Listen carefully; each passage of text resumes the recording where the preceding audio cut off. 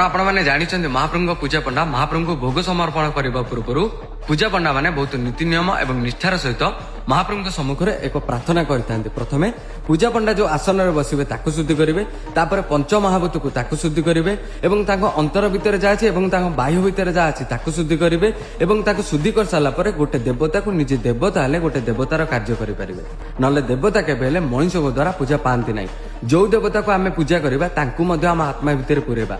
मु द्वारा वासुदेव पूजा करुच्ची, मो आत्मा वासुदेव अभेत चिंतित माने वासुदेव मो भितर कौन भेदभाव ना बोली चिंतन कर पूजा करा जाए। तत्पर पूजा पंडा महाप्रभु सम्मुख में प्रमाण करेंगे जे मु एतक शुद्धि कर सारी। हे विश्व नियंता, हे विश्व ब्रह्मांड, मोर 9टी कुप्रवृत्ति रही। कौन से गुड़िक? अहंता, असत्य, अशून्य, काम, क्रोध, लोभ, मोह, मद्य, पाश्चात्य।